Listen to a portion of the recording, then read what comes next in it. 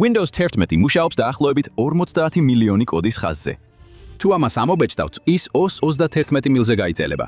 შთამბეჭდავად ჯრევს, მაგრამ ეს არ არის თანამედროვე საოცრება. ეს არის 40 წლის კატასტროფა, რომელიც ჯერ კიდევ მზადდება. მუდმივი ხარვეზები, ლურჯი ეკრანები და 240 მილიონი პერსონალური კომპიუტერი, რომლებიც მღისიერად ნაგავსაყრელად იქცა. და თუ კარგად დააგვირდებით, ნახავთ, რომ Microsoft-ის ყველაზე დიდი შეცდომები შემთხვევითობა არ ყოფილა. ეს იყო გააზრებული სტრატეგიული საბოტაჟი. პირველი თავი, 50 მილიონი ხაზის დროის ბომბი. თუ Windows იქენებთ, დიდი ალბათობით სინამდვილეში Windows NT მუშაობს ფონს. და როდესაც ის პირველად გამოვიდა Windows NT 3.1-ში, უკვე შეიცავდა 5.6 მილიონ კოდს. ხაზს იმ დროს ეს უზარმაზარი იყო, მაგრამ ის მოხმარებლებისთვის არ იყო შექმნილი. NT შეიქმნა სამუშაო სადგურებისა და კორპორატიული სერვერებისთვის, სადაც სტაბილურობა უფრო მნიშვნელოვანი იყო ვიდრე სიმარტივე და უკუთავსებადობა უფრო მნიშვნელოვანი იყო ვიდრე ელეგანტურობა. მაგრამ შემდეგ რაღაც შეიცვალა. მან დაიწყო თითქმის ყველაფრის მართვა. დროთა განმავლობაში ის გახდა საფუძველი ყველაფრისთვის, რაზეც დღეს Windows მუშაობს. და ყოველი ახალი თაობით ის მხოლოდ უფრო და უფრო რთული ხდებოდა. ყოველ დიდ განახლებასთან ერთად მისი შენარჩუნება უფრო რთული გახდა და უფრო მეტად მიდრეკილი გახდა წარმადობის პრობლემების, შენელებებისა და მოულოდნელი ხარვეზებისკენ.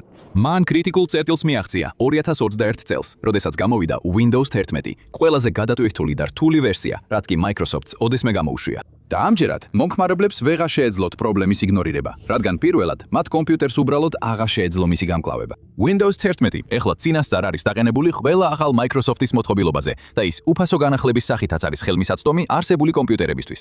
მაგრამ მხოლოდ იმ შემთხვევაში, თუ ისინი აკმაყოფილებენ სისტემურ მოთხოვნებს. ეს სია უფრო მოკლეა, ვიდრე უმეტეს ადამიანს გონია. გჭირდებათ თავსებადი 64 ბიტიანი პროცესორი, მინიმუმ 4 გიგაბაიტი ოპერატიული მეხსიერება და 64 გიგაბაიტი საცავი ქაღალდზე. ეს საკმაოდ გონივრულად ჟღერულად ჟღერს. რეალურად კი, ეს ჩუმად გამორიცხავს უამრავ ძველ კომპიუტერს, რომლებიც ჯერ კიდევ სრულად ფუნქციონირებენ. ვისაც აქვს ძველი, მაგრამ საიმედო კომპიუტერი, მოუწევს განახლება ან ჩამორჩენა. და მილიონობით მოწყობილობისთვის ეს ნელი გადასვლა არ ნიშნავს, ეს ნიშნავს მოძველებას. მილიონობით კომპიუტერი ნაგავსაყრელზე აღმოჩნდება. ეს Microsoft-ის ისტორიაში ყველაზე დიდ არეულობად იქცევა. ტერმინი უკუთავსებადობა კარგად იცნობენ გეიმერები და დიდი ხნის განმავლობაში ეს იყო გაღიზიანების მიზეზი. როდესაც ახალი კონსოლი გამოდის, ძველი სისტემების მხარდაჭერა დიდხანს არ გრძელდება. ახალი თამაშები ძველი აპარატურისთვის გამოსვლას წყვეტს და საბოლოოდ განახლება ერთადერთი გზა ხდება თამაშის გასაგრძელებლად. მაგრამ წინა თაობებში ეს კიდევ უფრო შორს მიდიოდა.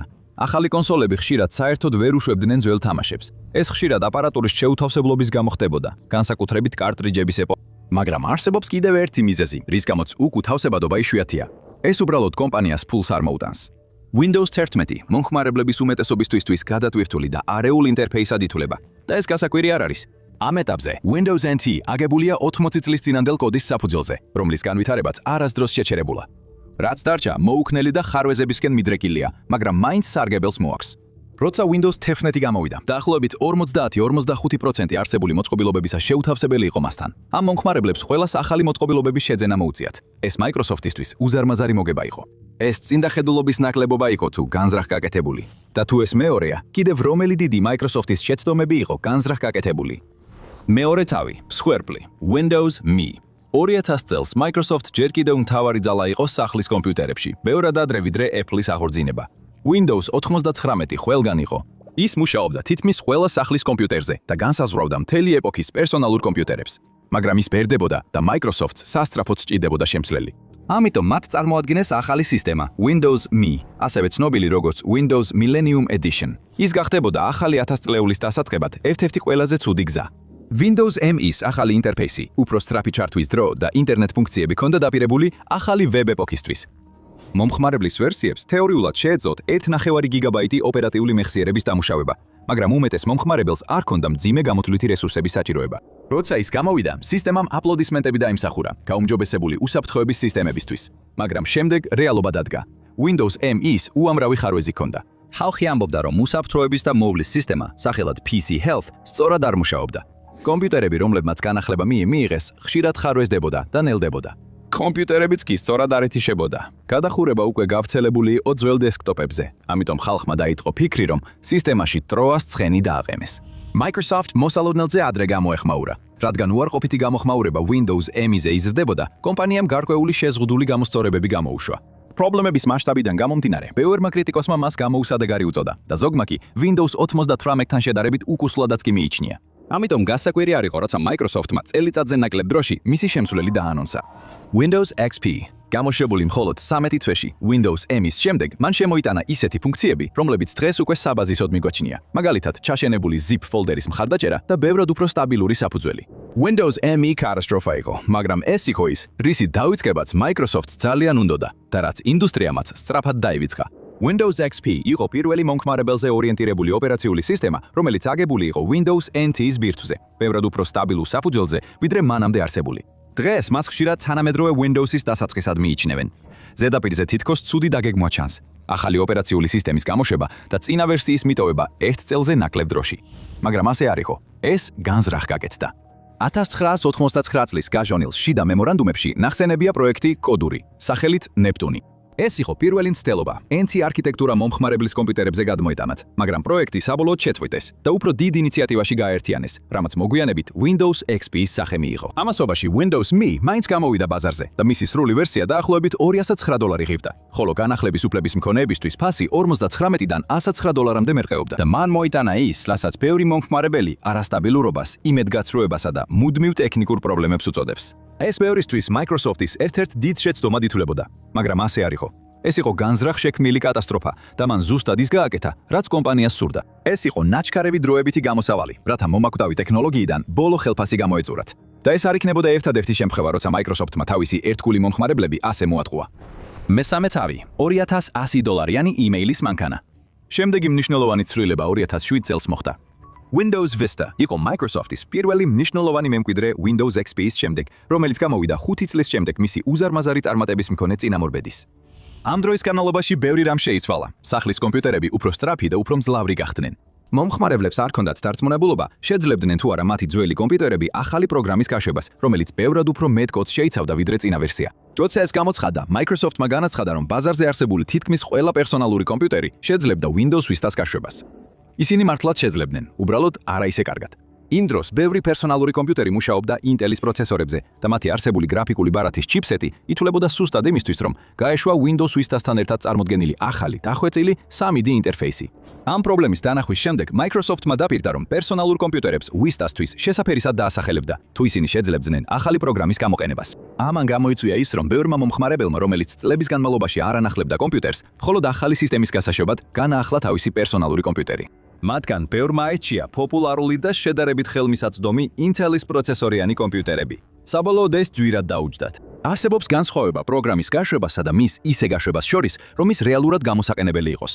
Win ცდილობდა Windows Vista-ს გაშვებას ამ ახალ კომპიუტერებზე, რომელთა ფასი მაშინ შეიძლება $200-მდეც კი არ წევდა, აღმოაჩენდა, რომ ბევრი მნიშვნელოვანი ფუნქცია აკლდა. კომპიუტერები ვერ უკავდებოდნენ რთულ ინტერფეისს, რის გამოც მომხმარებლებს ახალი კომპიუტერით თითქმის მხოლოდ ელფოსტის გაგზავნა შეეძლოთ, ხოლო Microsoft საჩივრებით ავსებდნენ. ეს საბოლოოდ კოლექტიურ სარჩელამდე მივიდა, რის შედეგადაც განვითარების პერიოდის მრავალი დოკუმენტი საჯარო გახდა.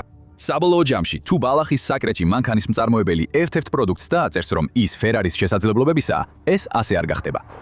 კიდევ ერთხელ, ეს კიდევ ერთი განზრახული სტრატეგია იყო. შიდა ელფოსტებმა აჩვენა, რომ Microsoft ძალიან კარგად იცოდა, რომ ეს Vista-სთვის შესაფერისი სისტემების სტანდარტს ვერ აკმაყოფილებდა. Windows-ის პროდუქტის მართვის კორპორატიული ვიცე-პრეზიდენტი Mike Nash ამბობდა, ეხლა მაქვს $200 ელფოსტის კომპიუტერი. ყოფილმა Microsoft-ის თანაპრეზიდენტმა Jim Alchin-მაც კი გამოთქვა შეშფოთება მომხმარებლების შეცდომაში შეყვანის შესახებ. შიდა ელფოსტებმა ასევე გამოავლინა უკმაყოფილება Hewlett Packard-ის მხრიდან, რომელიც Microsoft-სა და უკმაყოფილო მომხმარებლების ტალღას შორის აღმოჩნდა გაჭედილი. სიტუაცია სამართლებრივ დავამდე მივიდა, მათ შორის კოლექტიურ სარჩელამდე, რომელიც საბოლოოდ გაუქმდა, თუმცა მანამდე შიდა დოკუმენტებმა უფრო ნათლად აჩვენა, რა ხდებოდა კულისებს მიღმა. Microsoft-მა ეს ფიასკო განზრახ მოაწყო, რათა მათი პარტნიორი Intel კვარტალური შემოსავლის მიზანს მისწვენოდა. მომხმარებლები კორპორატიული თამაშების გამო დაზარალდნენ და ეს უკანასკნელი შემთხვევა არ ყოფილა. მეოთხე თავი, Troas ცხენი. Windows 8 გამოშვებები ეხლა უფრო სწრაფად ხდებოდა და 2012 წელს მომხმარებლებს Windows 8-ს შეხვდნენ. ეს აღმოჩნდებოდა ერთ-ერთ ყველაზე საკამათო Windows-ის გამოშვებად და არა იმიტომ, რომ ხალხი ფუნქციებზე წვდომას კარგავდა. სინამდვილეში ამ შემთხვევაში ყველა ერთ აზრზე იყო და ეს კარგი ამბავი არ იყო. ეს იყო პირველი Windows-ის ვერსია, რომელსაც ახალი მომხმარებლის ინტერფეისი Metro ჰქონდა. იმ დროს მობილური მოწყობილობები პოპულარობის პიკზე იყო და Apple-ის iPad-ი უკვე ინტერნეტში სერფინგის მთავარ საშუალებად იქცა. Microsoft სურდა ამ წარმატების გამეორება, მიუხედავად იმისა, სურდათ ეს მომხმარებლებს თუ არა. Metro იყენებდა გამარტივებულ ფორმატს, რომელიც მოიცავდა აპლიკაციების მასახმობ ხატებს, მინიმალისტურ დიზაინს და ოპტიმიზებულ სამუშაო მაგიდას. ეს ნიშნავდა, რომ აპლიკაციები, რომლებზეც ადამიანები ყველაზე ხშირად დააცკაპუნებდნენ, პირველები გამოჩნდებოდა, როდესაც ისინი გახსნიდნენ მას. მობილურ მოწყობილობებზე ეს წამატებულად ჩანდა, რადგან აპლიკაციებზე დაფუძნებული ნავიგაცია იყო ის, რასაც უმეტესობა იყენებდა. მაგრამ სამუშაო მაგიდაზე ეს სულ სხვა ამბავი იყო. სრული ეკრანის საწყისი ეკრანი კარგად მუშაობდა ტაბლეტებზე, მაგრამ დესკტოპ კომპიუტერებზე ის სწრაფად გადაიქცა პრობლემად. ის სუფთად გამოიყურებოდა, მაგრამ ზუსტი სამუშაო პროცესები უფრო რთული გახდა, ხოლო სრულ ეკრანზე აპლიკაციებზე გადასვლამ მულტიტასკინგი მოუხერხებელი, მეტიც შემზღუდავი გახადა. ბევრი მომხმარებლისთვის, განსაკუთრებით ბიზნეს გარემოში, ეს განახლება არ ჰგავდა. ეს უფრო უკან გადადგმულ ნაბიჯად აღიქმებოდა. როდესაც Windows 8 გამოვიდა 2012 წელს, ეს დაძაბულობა შეუძლებელი გახდა უგულებელყო. ინტერფეისი შექმნილი იყო სენსორულ ეკრანებზე გამოყენებისთვის, მაგრამ უმეტესობა მომხმარებლებისა ჯერ კიდევ ტრადიციულ დესკტოპებს იყენებდა. ეს ძალიან მალე კოშმარად იქცა. სრული ეკრანის აპლიკაციებმა მულტიტასკინგი გამაღიზიანებელი, თუ არა შეუძლებელი გახადა და პერსონალური კომპიუტერები ბიზნესისთვის ცუდად შესაფერისად მიიჩნეოდა. წარუმატებელი მცდელობა iPad-ის დაკოპირებისა, ან კიდევ უარესი. Metro მომხმარებლის ინტერფეისი, რომელსაც მოგვიანებით მოდერნი ეწოდა, შექმნილი იყო ყოველდღიური მომხმარებლებისთვის, მაგრამ ყველა დანარჩენი იძულებით იქნა ჩართული მასში. სურდათ მათ ეს თუ არა. UX დიზაინერი ჯეიკობ მილერი, რომელიც მეტროზე მუშაობდა, მოგვიანებით 2014 წლის Reddit-ის განხილვაში კომენტარს აკეთებდა და განმარტავდა მის უკან მდგომი დიზაინის ჩანაფიქრის ნაწილს. მან განმარტა, რომ ინტერფეისი შექმნილი იყო ჩვეულებრივი მომხმარებლების გათვალისწინებით, რომლებიც Microsoft-ის აზრით მისი მომხმარებლების უმრავლესობას წარმოადგენდნენ. მოწინავე მომხმარებლებს კი უბრალოდ მოუწევდათ ამის შეგუება. ეს იყო მერკანტილური გადაწყვეტილება, რომელიც Microsoft-ის გრძელვადიანი გაყიდვების პერსპექტივების გასაზრდელად იქნა მიღებული. პროფესიონალი მომხმარებლები ყველაზე აქტიური მყიდველები იყვნენ, მაგრამ მათი რაოდენობა შედარებით მცირე იყო. კონტენტის შემქმნელები და ტექნოლოგიური ექსპერტები მნიშვნელოვნად ნაკლებნი იყვნენ ბებიებთან და გეიმერებთან შედარებით. თუმცა ჩვეულებრივ მომხმარებლებს არ მოსწონდათ, როცა ახალი ფუნქციები მათთვის ძალიან რთული იყო გამოსაყენებლად. ამიტომ Microsoft-მა გადაწყვეტა გადასულიყო გამარტივებულ Windows-ის ინტერფეისზე, რომელსაც ყველა გამოიყენებდა, რითაც მომხმარებელთა ბაზა კიდევ უფრო გაიზრდებოდა. ვარაუდობდნენ, რომ პლატფორმაში ყველაზე მეტად ჩართული მომხმარებლები დროთა განმავლობაში ადაპტივდებოდნენ, ვიდრე მას მიატოვებდნენ და ახალ სისტემებზე დაიწყებდნენ თავიდან. მომხმარებლები, კლიენტები კი არ იყვნენ, ისინი პროდუქტი იყვნენ და ყველაზე ცუდი ჯერ კიდევ წინ იყო. მეხუთე თავი, დიდი პერსონალური კომპიუტერების წმენდა. Windows-ი მომდევნო რამდენიმე წლის განმავლობაში აგრძელებდა ახალი ვერსიების გამოშვებას, თუმცა ყველა მოდელი მხოლოდ მცირე განახლებად მიიჩნეოდა. ეს ასე იყო მანამ, სანამ 2015 წელს Windows 10 გამოვიდა ეს ვერსია, წლების განმავლობაში Windows-ისთვის ყველაზე დიდ განახლებად დაანონსეს, როგორც გაერთიანებული ვერსია, რომელიც ყველა მოწყობილობაზე ოპტიმიზირებული იქნებოდა. მომხმარებლის ინტერფეისი ძლიერ იყო მორგებული მობილურ მოწყობილობებზე და შეიცავდა ახალ სათამაშო ტექნოლოგიებს. როდესაც ის დაანონსეს, ეს განახლება პერსპექტიულად მიიჩნიეს ბრენდისთვის, რომელიც უკვე მოძველებულად ითვლებოდა. მხოლოდ ერთი პრობლემა იყო. შეიძლება თქვენს კომპიუტერზე ვერ გაეშვა. Windows 11. Microsoft-ისთვის ახალი დასაწყისის სახით იყო წარმოდგენილი. Windows 10-ის მხარდაჭერა ეტაპობრივად შეწყდა და Windows 11 ერთადერთ რეალურ გზად იქცა. მაგრამ ამ ცვლილებას ერთი უსიამოვნო დეტალი ახლდა. სისტემური მოთხოვნები ყველაზე მკაცრი იყო, რაც კი Microsoft-ს ოდესმე დაუწესებია. თანამედროვე 64 ბიტიანი პროცესორი, რამდენიმე ბირთვი, 4 გიგაბაიტი ოპერატიული მეხსიერება, 64 გიგაბაიტი საცავის სივრცე, DirectX 12-ის მხარდაჭერის მქონე გრაფიკა, მაღალი გარჩევადობის ეკრანი. ცალ-ცალკე ეს მოთხოვნები საკმაოდ გონივნული ჟღერს. ერთად კი ეს მოთხოვნები ჩუმად გამორიცხავდა უამრავ ძველ, მაგრამ ჯერ კიდევ ფუნქციონალურ კომპიუტერს. მაგრამ რეალური გადამწყვეტი მომენტი წარმადობა არ იყო, არამედ უსაფრთხოება. Windows 11-ის სჭირდებოდა TPM 2.0-იანი ჩიპი, რომელიც ცნობილია როგორც Sando პლატფორმის მოდული. ის შექმნილია ისე, რომ დაშიფრის გასაღებები და ბიომეტრიული მონაცემები ინახოს მოწყობილობაში, რათა დაიცვას ფიზიკური მოწყობილობა ჩარევისგან. და განსხვავებით პროცესორის ან მეხსიერებების მოთხოვნებისგან, ეს არ იყო ის, რასაც უბრალოდ მარტივად დაახლებდი. რადგან TPM 2.0 მომხმარებლის კომპიუტერებში მხოლოდ 2015 წლის გარშემო გავრცელდა, ეს იმას ნიშნავდა, რომ მილიონობით კომპიუტერი მოულოდნელად დაიბლოკა. ეს გამოიწვევდა ყველაზე დიდ კომპიუტერულ წმენდას ელექტრონიკის ისტორიაში. ერთი ხელის მოსმით, Windows-ისთვის გამოყენებული კომპიუტერების დაახლოებით 60% მყისიერად ამოიღეს განახლების სიიდან და მათ აღარ შეეძლოთ უახლესი პროგრამული უზრუნველყოფის გამოყენება. ზოგი ჯიუტი მომხმარებელი ძველი ტექნოლოგიით აგრძელებდა მუშაობას, მაგრამ უმრავლესობამ უბრალოდ გადაწყვიტა, რომ ახალი კომპიუტერის ყიდვის დრო იყო. Canalys Research-ის მიხედვით, ამ განახლების ბარიერმა ტექნოლოგიის მასიური განადგურება გამოიწვია და 2025 წლის ბოლოსთვის დაახლოებით 240 მილიონი კომპიუტერი ნაგავ საყრველზე აღმოჩნდება. და ეს მხოლოდ თქვენ საფულეზე არ იმოქმედებს, არამედ მთელ სამყაროზე მოახდენს გავლენას. ეს დაახლოებით 105 მილიონი ფუნტი ელექტრონული ნარჩენებია. ეს წონით დაახლოებით 320,000 მანქანის ტოლფასია. თუ ისინი დაკეცილ და ერთმანეთზე დაწყობილად წარმოვიდგენთ. ისინი მთვარის დიამეტრზე 370 მილი უფრო მაღლები იქნებოდნენ. ამან სერიოზული შეშფოთება გამოიწვია გარემოზე ზეგავლენის გამო და მილიონობით ჯერ კიდევ მუშა კომპიუტერი ერთ ღამეში მოძველდა, რაც კიდევ უფრო ზრდის ელექტრონული ნარჩენების პრობლემას, რომლის გადამუშავება ან უსაფრთხოდ განადგურება მასშტაბურად ძალიან რთულია. მაგრამ Microsoft-მა თავისი პოზიცია შეინარჩუნა. ეს შემთხვევითობა არ ყოფილა. მათი ხედვით ეს აუცილებელი გადატვირთვა იყო, რომელიც მათი პროდუქტის ეკოსისტემის შემდეგი ეტაპისთვის ნიადაგს მოამზადებდა. Microsoft-მა ისტორიული ტექნიკის ბუმი განიცადა COVID-19 პანდემიის დროს. Windows 11-ის მკაცრი ტექნიკური მოთხოვნები კიდევ ერთ მასიურ ტალღას დაფირდა ახალი პერსონალური კომპიუტერების გაყიდვებში, რათა შენარჩუნებულიყო იმპულსი. ეს არა მხოლოდ ახალ ეპოქაში ყველაზე დიდ პროდუქტის გამოშვებას მოუტანდა მათ, არამედ გამოიწვევდა ახალი პერსონალური კომპიუტერების მასობრივ შეძენას იმ ადამიანების მხრიდან, ვისაც სისტემური მოთხოვნების დაკმაყოფილება სჭირდებოდა. და ეს ნამდვილად იმუშავა. 2021 წლის მაისში აქციის ფასი $250-ზე ნაკლები იყო თითოეულზე, შემდეგ კი გაიზარდა $545-მდე, სანამ საბოლოოდ 2026 წლის მაისში $400-ზე მეტი არ გახდა თითო აქციაზე. Windows 11 კომპანიისთვის გამარჯვება აღმოჩნდა. მიუხედავად იმისა და შესაძლოა სწორედ იმის გამო, რომ ბევრ ადამიანს გაბრაზება მაიძულა ახალი პერსონალური კომპიუტერის შეძენა და ყველაფრის თავიდან დაწყება. მაგრამ საქმე მხოლოდ ახალ კომპიუტერში არ არის, არამედ იმაში, რაც მათში თავსდება. მეექვსე თავი, ტელემეტრიის ვალი, ჯაშუში გარსაცმელში.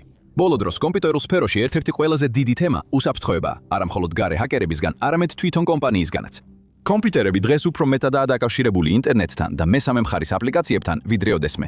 სმარტფონის მომხმარებლებს ეს კარგად იცნობთ, მაგრამ ბოლო დრომდე დესკტოპ კომპიუტერები უფრო უსაფრთხოდ ითვლებოდა. ეს შეიძლება იცვლება. ბოლო დროს ყურადღება გამახვილდა Windows 11-ის ტელემეტრიაზე. ეს არის ავტომატური პროცესი, როდესაც თქვენი კომპიუტერიდან მონაცემები გროვდება და იგზავნება გარე წყაროებში. აღმოჩნდა, რომ თქვენი კომპიუტერი ყოველთვის საუბრობს. PC Security Channel-ის ანალიზმა აჩვენა, რომ Windows 11 ძალიან აქტიურად აგროვებს დიაგნოსტიკურ, გამოყენების და წარმადობის მონაცემებს, როცა მუშაობთ. მომხმარებლებმა სწრაფად დაიწყეს მისი გამორთვის გზების ძებნა. და მიუხედავად იმისა, რომ მისი ნაწილი შეიძლება შეიზღუდოს, ტელემეტრიის საბაზისო დონე ფაქტობრივად თავიდან აცილება შეუძლებელია. მაგრამ Windows 11 უფრო შორს მიდის, ვიდრე მომხმარებლების უმეტესობას გონია. ჯერ კიდევ მანამდე, სანამ მომხმარებელი ვებ ბრაუზერს გახსნის, კომპიუტერი უკვე აქტიურია და თქვენს მონაცემებს აანალიზებს.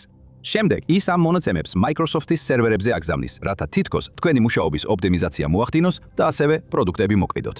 თანამედროვე ოპერაციული სისტემის კრიტიკოსების თქმით, Windows 11 არაფერია მეტი თუ არა რეკლამების მიწოდების სისტემა, რომლისთვისაც თქვენ დამატებით ფულს იხდით. ეს პროგრამული უზრუნველყოფა ცნობილია იმით, რომ როგორც კი ჩართავთ, მაშინვე გაჩვენებთ რეკლამებსა და სარეკლამო შეთავაზებებს. გთავაზობთ ახალ Microsoft-ის პროდუქტებსა და ფუნქციებს თქვენი მიმდინარე აქტივობის მიხედვით. ეს ზუსტად ახალი ქცევა არ არის, მაგრამ უმეტესობისთვის მისი გამორთვა უფრო მეტი თავის ტკივილის ტკივილია, ვიდრე ღირებულება. სისტემებში ქექვა და ისეთი ფუნქციების გამორთვა, როგორიცაა პერსონალიზაცია, ასევე კონფიდენციალურობის პარამეტრების განახლება, შეიძლება მნიშვნელოვნად შეამციროს რეკლამების რაოდენობა.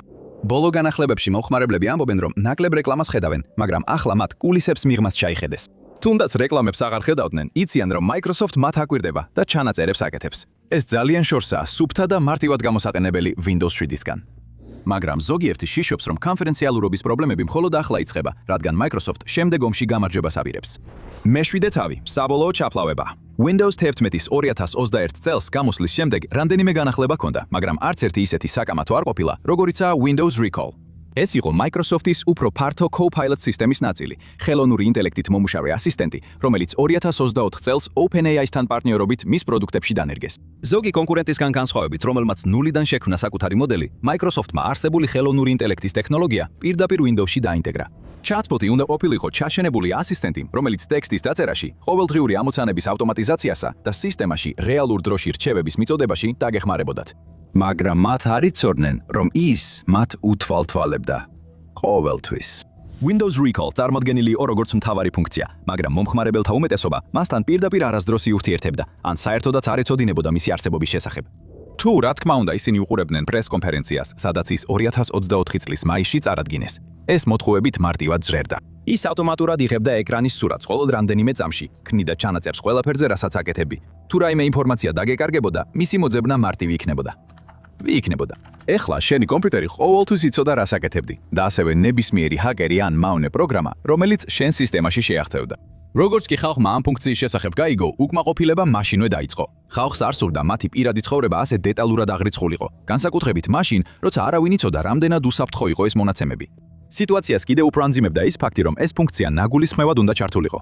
ეს უფრო ჯაშუშური პროგრამა იყო, რომელიც ავტომატურად იყო დაყენებული შენს კომპიუტერზე, ვიდრე სარეზერვო ან უსაფრთხოების ფუნქცია. კრიტიკა როგორც უსაფრთხოების სპეციალისტებისგან, ასევე ჩვეულებრივი მომხმარებლებისგან, ვისაც ხელოვნური ინტელექტი არ მოსწონდა. იმდენად სწრაფი იყო, რომ Microsoft-მა ფუნქციის გამოშვება გადადო და დაამატა არჩევითი ჩართვის შესაძლებლობა. მაგრამ ყველაზე დიდი პრობლემა ჯერ კიდევ წიბლემა ჯერ. მალე გაირკვა, რომ ყველას ყველაზე ცუდი შიშები გამართლდა. საწყისი მონაცემები შენახული იყო უბრალოდ ტექსტურ ბაზაში და შიფრის გარეშე. ამან შექმნა კოვლის მომცველი, მარტივად გატეხვადი მონაცემთა ბაზა თქვენი ცხოვრების შესახებ, პირდაპირ თქვენს მყარ დისკზე. ეს გავდა ბანკს, რომელიც თქვენს მისაღებ ოთახში მინის საცავს აშენებს და შემდეგ კარს საკეთს არადევს. კიბერუსაფრთხოების ექსპერტ ალექსანდრე ჰაგანას თქმით, მომხმარებლებს შეეძლოთ მთელი თავიანთი აქტივობა კომპრომეტირებული ჰქონოდათ, რაც მომხმარებელთან დობის შოკის მომგვრელ დარღვევას წარმოადგენდა. და ამ დაუდევარი დანერგვის მოტივაცია Microsoft-ს უბრალოდ სურდა, რომ Apple-ს ხელოვნური ინტელექტის სფეროში დაესწრო.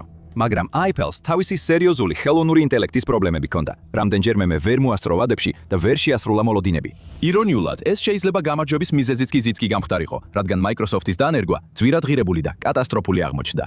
და ყველაფერი ერთ კითხვამდე დადის. საერთოდ, იცის კი Microsoft-მა რას აკეთებს ახლა? მერვე თავი, ნგრევადი საფუძველი. Windows-ის ერთგულებმა გამოიარეს, რაც თითქოს არასდროს მთავრდება. პროგრამული შეცდომების, წარუმატებელი გაშვებებისა და ხარვეზების დაუსრულებელი სერია, რომლებიც ჩვეულებრივ მომხმარებლებს, პროფესიონალებს უპირისპირებს. თითოეულ ახალ გამოშვებასთან ერთად კოდი უფრო და უფრო რთულდება, რაც დღევანდელ 50 მილიონ ხაზიან მონსტრად იქცა. მაშ, რა შეიძლება იყოს გამოსავალი? საერთოდ შეიძლება მისი გამოსწორება. უფრო და უფრო მეტი მომხმარებელი უყურებს ამ კატასტროფების ჯაჭვს და მასტერსი ამბობს, რომ პრობლემა ცალკეულ გამოშვებებში კი არა, საფუძველშია. Windows საკუთარ თავზე აგებს ყველაფერს, მაგრამ საფუძველი ელპება. თითოეულ ახალ გამოშვებასთან ერთად, Windows უფრო რთული და ნაკლებად მოსახერხებელი ხდება და ბევრი ახალი ფუნქცია უფრო პრობლემად ჩანს, ვიდრე ღირებულად. ანალიტიკოსები ამბობენ, რომ Windows-ის გამოსასწორებლად საუკეთესო გზა შეიძლება იყოს უბრალოდ თავიდან დაწყება, ახალი მოდელის შექმნა, რომელიც უფრო მეტად მოერგება დღევანდელი მომხმარებლების გემოვნებას. მაგრამ ამის გასაკეთებლად მათ მოუწევთ უარი თქვან უკუთავსებადობაზე, რომელიც მათი ძირითადი უპირატესობაა. მათ მოუწევთ კონკურენცია გაუწიონ ყველა არსებულ მეტოქეს ბაზარზე, იმ უსაფრთხოების გარეშე, რომ მომხმარებლებს ერთი ვერსიიდან მეორეზე მარტივად გადაიყვანენ. ისინი არასდროს დათმობენ ამ მონოპოლიას. თავიდან დასაწყებად, Microsoft-ს ყველაფრის რისკზე დატენება მოუწევდა. ამიტომ უფრო უსაფრთხო ვარიანტია გააგრძელონ ხარვეზიანი მოდელების გამოშვება, რომლებიც ცდილობენ წინა ვერსიის პრობლემების გაუმჯობესებას, მაგრამ ამავე დროს ახალ პრობლემებს ქმნიან. მომხმარებელი ზარალდება, მაგრამ Microsoft-ის აქციების ფასი იმარჯვებს. Microsoft-ი ერთადერთი კომპანია არ არის, რომელმაც ყველაფერი ხელოვნურ ინტელექტზე დადო. გაიგეთ ნამდვილი ისტორია. თუ რატომ დაანგრევს OpenAI-ის IPO საფონდო ბირჟას? ან უყურეთ ამ ვიდეოს.